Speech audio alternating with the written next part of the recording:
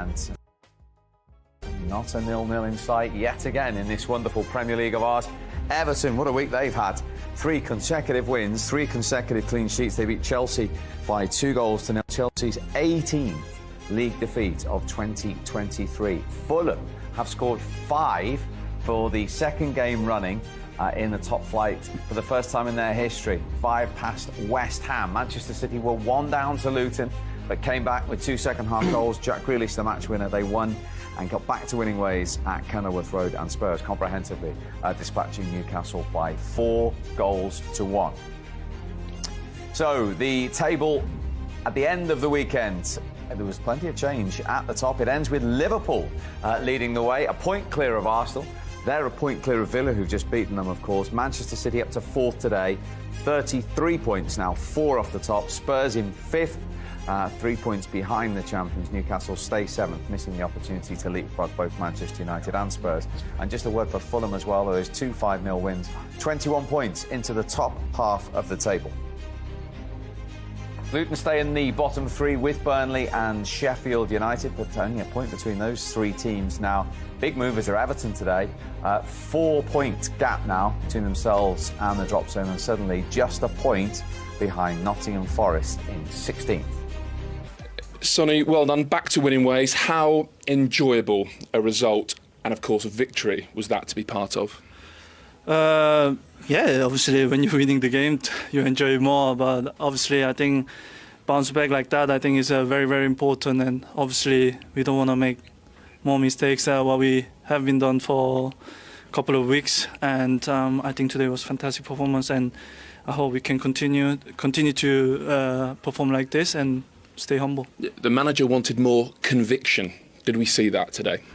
Yeah, I think I said that before after the West Ham game. I think we have to be more ruthless when we go in their box, especially when they drop it deep.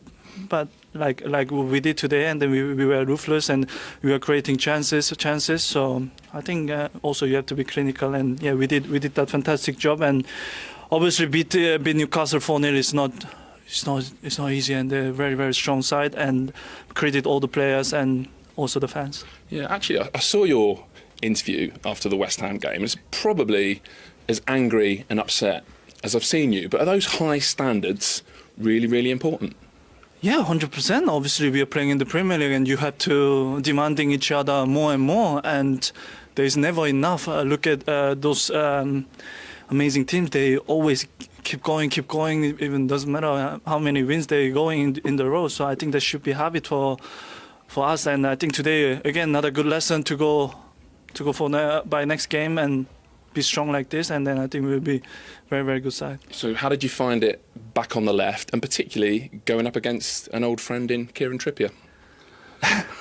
Look, Trips is one of the closest friends, and we had a fantastic time here. But look, when you play against each other, there's no friends, so I try to beat him as when he's in the game. But look, he's amazing defender, and it was a hard time for me. But look, and it doesn't matter about team need, which position I need. I'll be always ready and then do my best. How did you find taking the penalty? Was there just a split second when you looked around for Harry Kane to go and take it? I think it's the first one Spurs have had that he hasn't taken for a couple of years.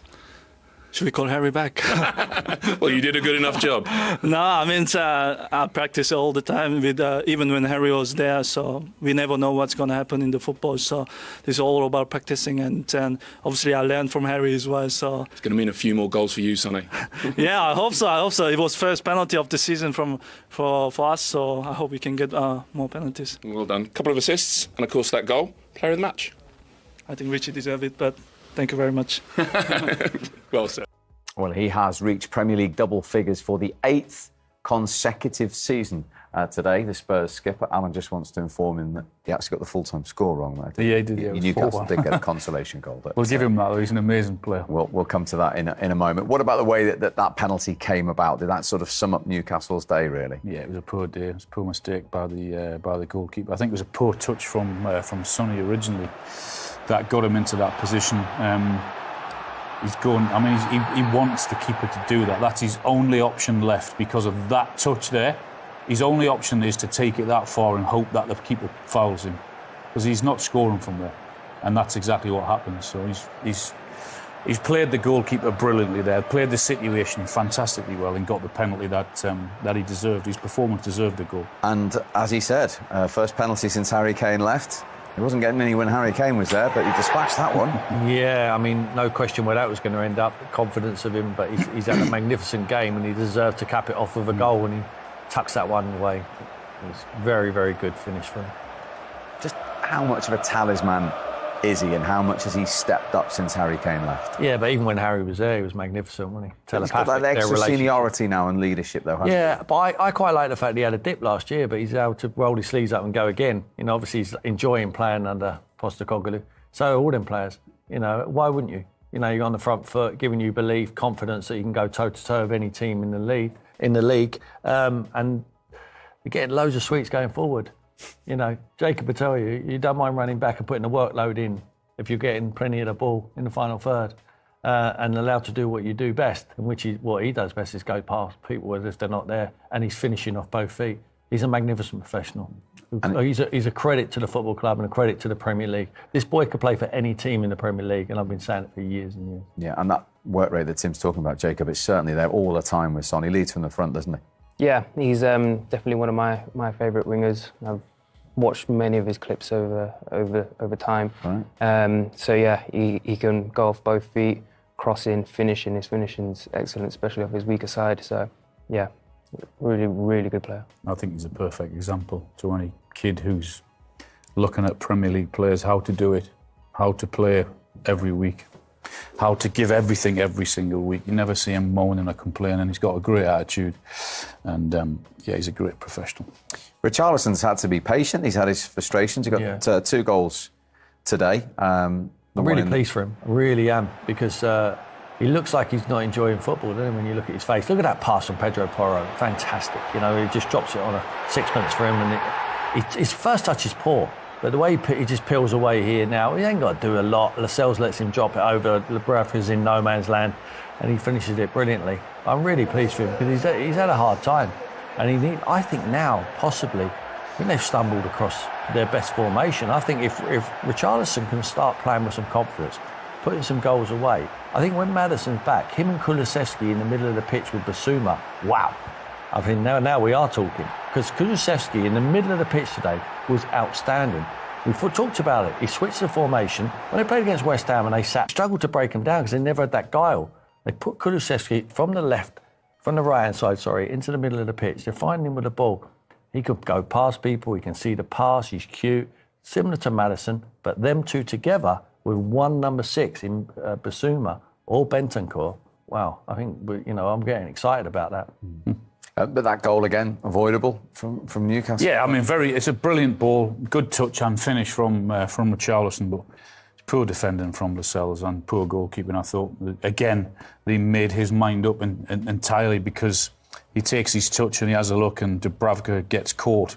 He slips. He doesn't know whether to come or stick or whatever, and he gets in behind Lascelles. It's a great run and a very, very clever finish. But am I sensing you're not having this goalkeeper Dubravka out?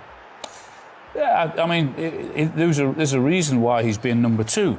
I mean, Nick Pope's been brilliant for Newcastle and shot stopping and everything else. Yeah. And there's a reason why he's been in number 2. So having not played for such a long time, I get that it's difficult to come into the team. But it wouldn't surprise me at all if Newcastle were to go out and get a replacement for Pope in the next couple of weeks. Is that something that's a serious priority for you now? I think it has to be, because if he gets injured, then they're in trouble. And so to prepare and plan, I'd be amazed if they're not looking at different ideas now to bring another goalkeeper in. I think the most important positions on the pitch are centre forward and goalkeeper, in my opinion. Do you share that view? I agree, yeah, definitely, yeah. I mean, when you look at the number of saves Nick Pope, when Newcastle have been under pressure, they've had to rely on him making big saves at big times in games. And you need that. It's such a critical position. I totally agree in terms of a centre forward who's going to put them in the back of the net and a goalkeeper who's going to keep them out at key times. Nick Pope has been doing that for a while for Newcastle now. So it would amaze me if they haven't already discussed options and what to do in the next couple of weeks. OK, more on Newcastle in a moment. We can go back, though, to the Tottenham Hotspur Stadium to talk to one of Tottenham's goal scorers, Destiny Udogie. Of course, got the first one. Well played, Destiny. Good to see you. How's it feel, first of all, to get your first Tottenham goal? Yeah, thank you. I'm so happy for my first goal for the team. And I'm really happy because we take 3 points and there's no feeling better. Yeah, a very impressive performance. And here's your goal, which set you on your way. It was important at the time. Yeah, I think I passed the ball to Sonny and he did the rest. I just make my run and I'm happy the ball came to me and I'm happy for my goal. Yeah, lovely finish. And the way the fullbacks play under this manager, you're encouraged to do that all the time. Yes, definitely. I'm trying to find my space, to do my best for the team, to help the team in the position, and I'm still learning. It's just the beginning, so I'm getting used to it. Destiny, hi. Is there a difference between the free